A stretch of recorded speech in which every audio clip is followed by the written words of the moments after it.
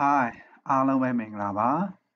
Take Uni YouTube Channel ကနေနှွေးထွေးစွာကြိုဆိုပါရစေ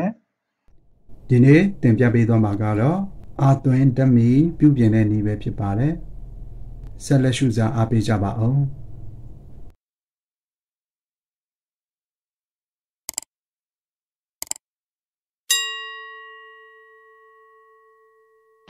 ဒီနေ့ဓာတ်မီအဟောင်းတဲ့လုံးရောက်လာပါတယ်မီးကမလင်းတော့ပါဘူး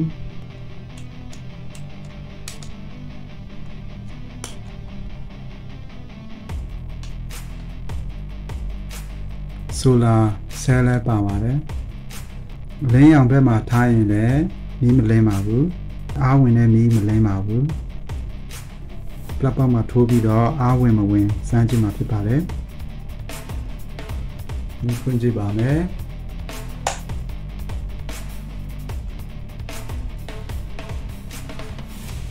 အသွင်းတဲ့မီဒီယာတော့လာနေပါတယ်ပြန်ပိတ်လိုက်ပါမယ်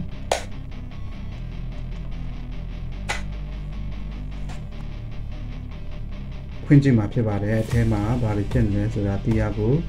ဖွင့်ကြည့်မှာဖြစ်ပါတယ်ရှေ့ဖုန်းလေးကိုဖွင့်မှာဖြစ်ပါတယ်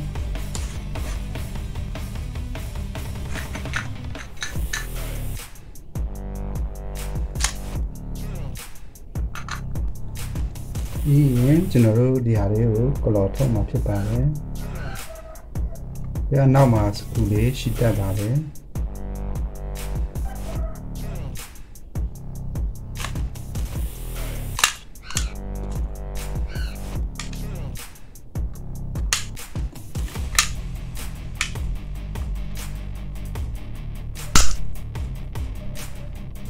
ဒီကျွန်တော်တန့်ရှင်းလေးနည်းနည်းလုပ်ပေးပါမယ်။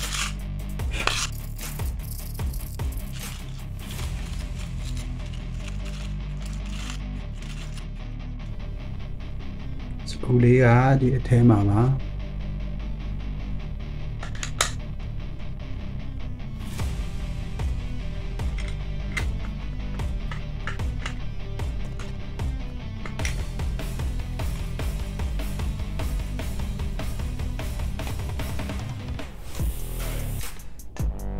ဒီဘက်ထရီလေးအသေးလေးပါပဲ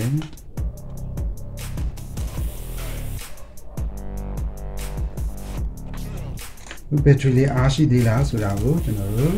မီတာလေးနဲ့တိုင်းကြည့်မှာဖြစ်ပါတယ်မီတာလက်တံလေးကို20ခုမှထားလိုက်ပါမယ်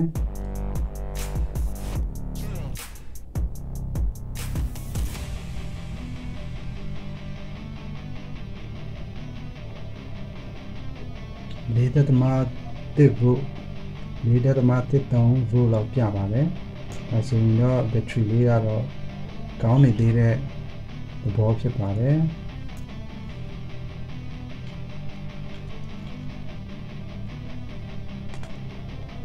ခလုတ်လေးကိုဖြုတ်လိုက်မှာဖြစ်ပါတယ်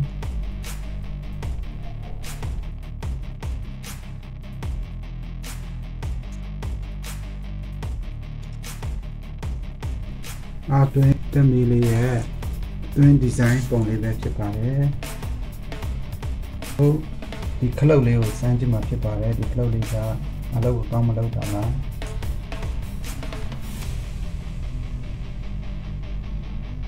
ဒီခလုတ်လေးကမမိတမိဖြစ်နေပါတယ်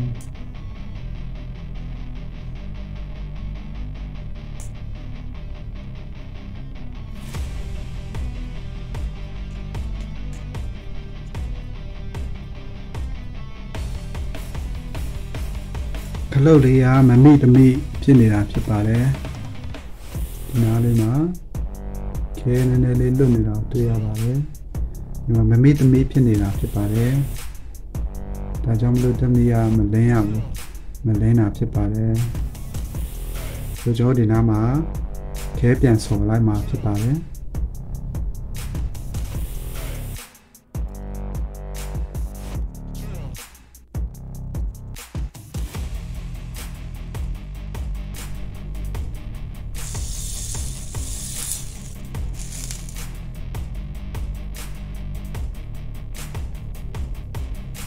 ကျွန်တော်ဘက်ထရီလေးကိုခဏလေးဖြုတ်ထားမှာဖြစ်ပါတယ်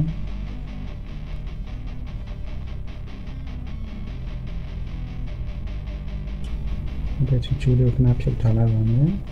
ပြီးရင်ကျွန်တော်တို့မနစ်တိတ်မနေတဲ့ခလုတ်ကိုခဲပြန်တုပ်ပြီးမှဖြစ်ပါတယ်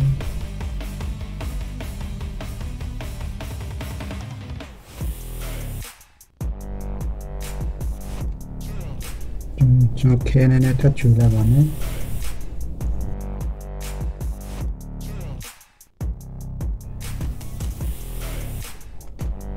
ဒီနားလေးမှာခဲကလုံးဝလွတ်သွားတာဖြစ်ပါတယ်။ကျွန်တော်ခဲလမ်းကြောင်းနည်းနည်းလေးပြန်ဖော်ပြီးတော့ခဲပြန်တုံးမှာဖြစ်ပါတယ်။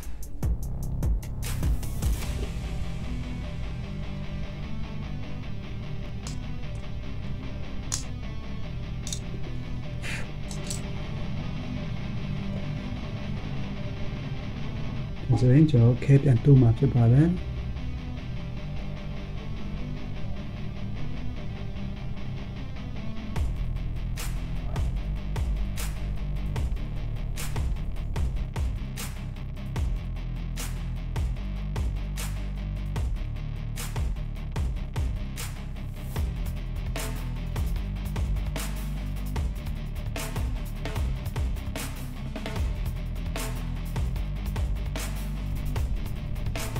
ဒီမှာကျွန်တော်ခဲလေးပြန်ဆော့ပြီးတော့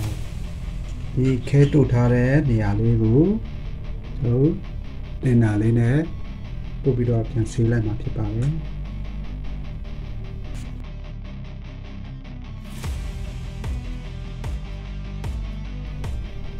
တော့မီးလာမလားစမ်းကြည့်မှာဖြစ်ပါတယ်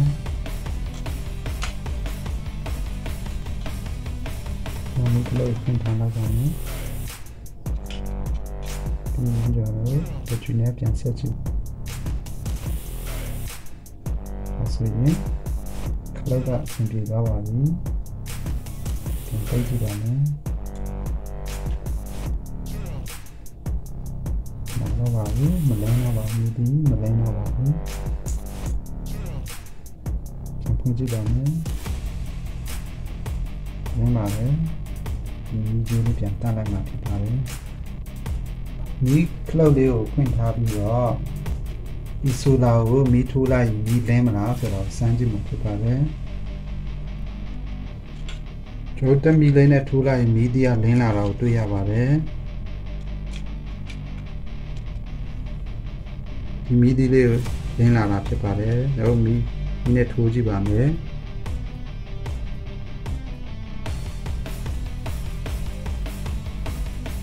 မီးသေးလေးလင်းလာပါတယ်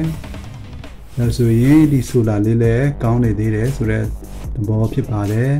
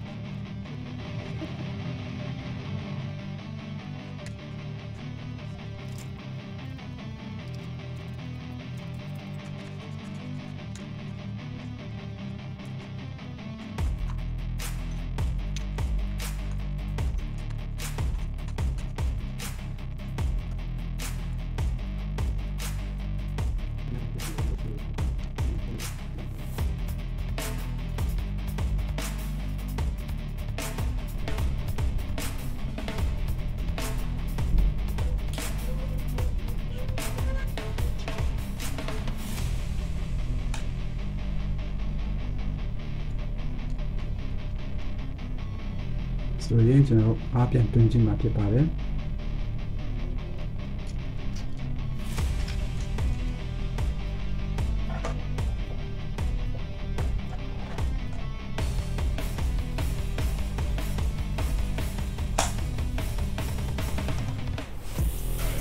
မီးလေးလင်းနေပါပြီ